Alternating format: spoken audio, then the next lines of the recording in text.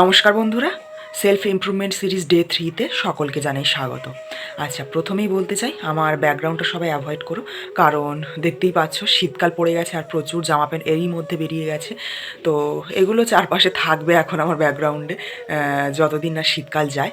তো যাই হোক, ভ্লগটা কন্টিনিউ দেখতে থাকো, কারণ হচ্ছে আগের ভ্লগে তোমরা যে কমেন্টগুলো করেছিলে এই ভ্লগে তার রিপ্লাই আমি দেব, যে কেন আমি এখনও পড়াশোনাটা কন্টিনিউ করছি। তো চলো প্রথমে আগে সকালে নিত্য কাজগুলো সেরে নিই। আর এখন একটা সপ্তাহ এখন আমি মাঠে যাব না, রেস্ট দেব। তো তারপর থেকে আবার মাঠে যাওয়া শুরু করব।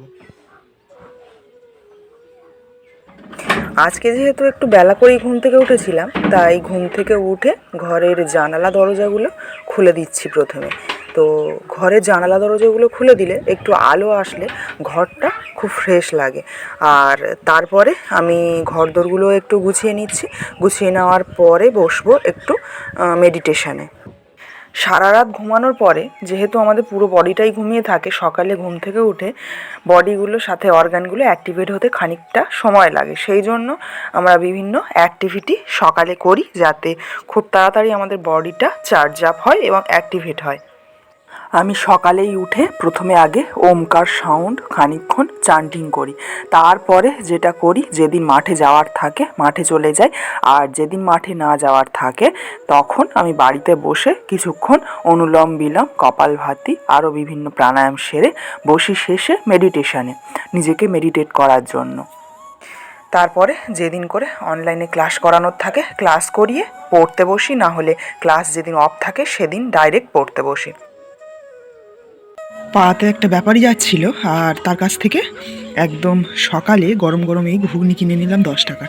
খুবই অল্প দেয় 10 টাকার, টাকার এখন ভ্যালুয়েশন প্রচুর কমে গেছে। দেখো খুবই অল্প 10 টাকার ঘুগনি এটা। যাই হোক, চলো এখন খেয়ে নিয়ে ফটাফট পড়তে বসি। আচ্ছা, এখন নিয়ে বসেছি আমি প্রিভিয়াস ইয়ার্সের একটা সেট, যেখানে তোমরা দেখতেই পাচ্ছ এখানে আছে ওয়েস্ট বেঙ্গল স্টাফ সিলেকশন কমিশনের LDC lower division clerk and assistant examination 2015-তে যেটা সংগঠিত হয়েছিল, তার প্রশ্নপত্র এখন নিয়ে বসেছি। আমি চাইছি রাজ্যের যে এক্সামগুলো হয়েছে ডাব্লিউবিপির পাশাপাশি, ডাব্লিউবিপির তো বিভিন্ন এক্সাম রয়েছে, ডাব্লিউবিপি এক্সাইজ এগুলো বিভিন্ন রয়েছে, জেল পুলিশ, এগুলো ছাড়াও রাজ্যের যে আরও বিভিন্ন এক্সাম আছে সেগুলোকে পড়ার, তো সেগুলোই আর কি দেখছি। আর এখন যে প্রশ্নপত্রটা নিয়ে আমি বসেছি দেখতেই পাচ্ছ, এলডিএ অ্যান্ড অ্যাসিস্ট্যান্ট এক্সামিনেশন যেটা কন্ডাক্ট করেছে ওয়েস্ট বেঙ্গলের staff selection commission lower division clerk. তো এই প্রশ্নপত্রটা এখন আমি নিয়ে বসেছি প্রিভিয়াস ইয়ার্সে। জিকেগুলো বিভিন্ন সেকশানের যেগুলো কাজের সেগুলো দেখে নেব, প্লাস কোন কোন সেকশান ওরা ফলো করতো সেগুলোই দেখে নেব, সাথে ইংলিশটাও। তো আজকে টু ডু লিস্টের সকালের প্রথম পার্টে রেখেছিলাম প্রিভিয়াস ইয়ার্স একটা করে পেপার, আর যে পেপারগুলো একটু মানে ডিফারেন্ট এক্সামের, যেরকম যে এক্সামগুলো অনেক দিন আগে কন্ডাক্ট করানো হয়েছে আর করানো হচ্ছে না, যেসব জায়গাগুলোতে নিয়োগ হচ্ছে না সেই সব এক্সামের প্রশ্নপত্র। তো সেগুলোই আমার টার্গেট থাকবে সকালে করে দেখে নেওয়ার। আর তারপরের পার্টে যেটা দেখবো, একটা করে মক টেস্ট দিয়ে নেব, আর সেই মক টেস্টটা অ্যানালাইসিস করব, সাথে যে জায়গাগুলো সমস্যা হবে সেগুলোকে বই ধরে ভালোভাবে খুঁটিয়ে পড়ব। আচ্ছা, এরপরে সোজা চলে আসলাম স্নান টান সেরে খাওয়ার জন্য। খাওয়ার আগে ওল ভাতে গরম কিছুটা রাখা ছিল, সেটাই এখন মেখে নিচ্ছি।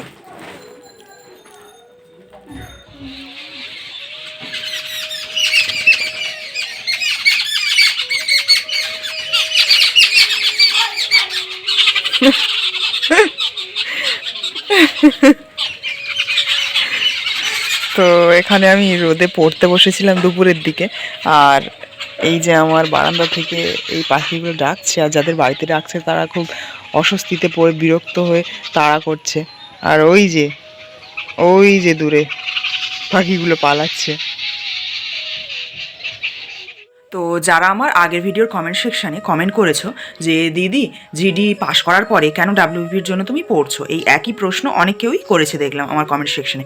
তো তাদের উদ্দেশ্যে আমি আজকে বলতে চাই যে ডাব্লিউবিপিও আমার শুরু থেকেই টার্গেট ছিল। যারা আমার ভিডিও কন্টিনিউ দেখে আসছে, অনেক পুরানো ভিউয়ার্স, অনেক পুরানো সাবস্ক্রাইবার, তারা তো জানোই।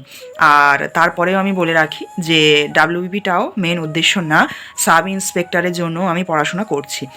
আর তারপরের যে বিষয়টা আসছে আসছে, সেটা হচ্ছে যে জিডির প্রসিডিওরটা তোমরা হয়তো জানো না, যারা আমার কমেন্ট সেকশনে কমেন্ট করেছো, তো তাদের উদ্দেশ্যে পরিষ্কার করার জন্য আমি স্টেপগুলো বলে দিতে চাই।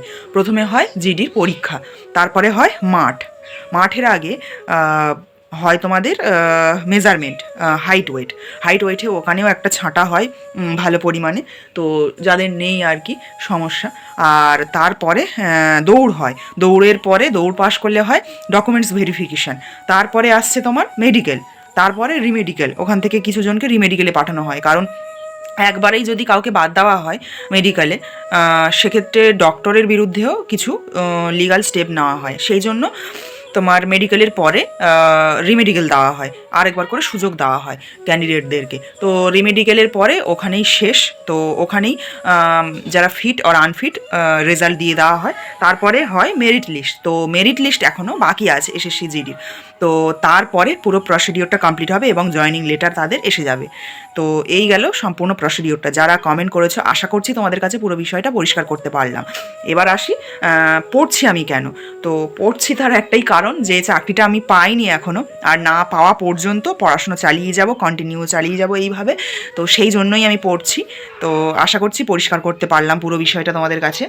তোমরা আগে যারা আমাকে মাঠ সম্পর্কে বিভিন্ন কমেন্ট করেছো, জিজ্ঞাসা রেখেছিলে কমেন্ট সেকশানে, এই ভিডিওর কমেন্ট সেকশানে সেগুলো রাখতে পারো, কারণ আপকামিং ডাব্লিউবিপি জিডির জন্য আমি কিছু মাঠের ভিডিও আনতে চলেছি পরবর্তী ভিডিওগুলোতে। কারণ আগে সময় সুযোগ কোনোটাই আমার হয়নি, কারণ কেন হয়নি তোমরা তো দেখেছো আশা করি ভিডিওতে, কারণ আমি নিজেই ব্যস্ত ছিলাম, সেই জন্য হয়নি। তো এখন আমি ডাব্লিউবিপির জন্য যাদের মাঠের সমস্যা আছে বা বিভিন্ন রকমের সমস্যায় যারা মাঠটাকে কমপ্লিট করতে পারছো না, আয়ত্ত করতে পারছো না, তো তাদের জন্য আমি, তাদের যাতে হেল্প হয় সেই জন্য আমি কিছু টিপস আনছি, যেগুলো ফলো করে আমি নিজে করেছি কোনো মাস্টার ছাড়া। তো সেই টিপসগুলো তোমাদের সামনে নিয়ে আসবো, আশা করছি তোমাদের সমস্যার কিছুটা সমাধান আমি করতে পারবো। তো এবার ডিপেন্ড করছে সম্পূর্ণ তোমাদের প্র্যাকটিসের ওপরে, কতটা মেনটেন করছো সেই জিনিসগুলো তোমাদের উপরে। তো এই ভিডিওর কমেন্ট সেকশানে তোমরা তোমাদের প্রশ্নগুলো, জিজ্ঞাসাগুলো রাখতে পারো, আমি পরবর্তী ভিডিওতে পার্ট করে সেই সমস্যা সমাধানগুলো করে দেব। তো চলো আজকের মতো ভিডিওটা এই পর্যন্ত রাখছি। আর ভিডিওটা ছেড়ে যাওয়ার আগে সারাদিনের যে পড়াগুলো আমি পড়েছিলাম তার মধ্যে থেকে কিছু কিছু বাছা প্রশ্ন রইল তোমাদের উদ্দেশ্যে। প্রথম প্রশ্ন হচ্ছে, সালেম লৌহ ইস্পাত শিল্পটি কোন রাজ্যে অবস্থিত? দ্বিতীয় প্রশ্ন হচ্ছে, আয়তনের দিক থেকে ভারতের বৃহত্তম রাজ্য কোনটি?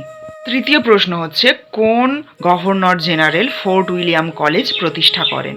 4 নম্বর প্রশ্ন হচ্ছে, গান্ধীজি প্রথম কোথায় সত্যাগ্রহ আন্দোলন শুরু করেন? তো ব্যাস এই রইল আজকের 4টে প্রশ্ন তোমাদের উদ্দেশ্যে। তো আজকের ভিডিওটা এই পর্যন্ত রাখছি, দেখা হচ্ছে আবার নেক্সট স্টাডি ব্লগ নিয়ে। ততক্ষণের জন্য সবাই প্রিপারেশান করতে থেকো, আর এক্সাম ডেট খুব তাড়াতাড়ি রিলিজ হবে আশা রাখছি আমরা অ্যাসপিরেন্ট হিসাবে। তো চলো আজকের ভিডিওটা এই পর্যন্ত, টাটা, দেখা হচ্ছে নেক্সট স্টাডি ব্লগ নিয়ে।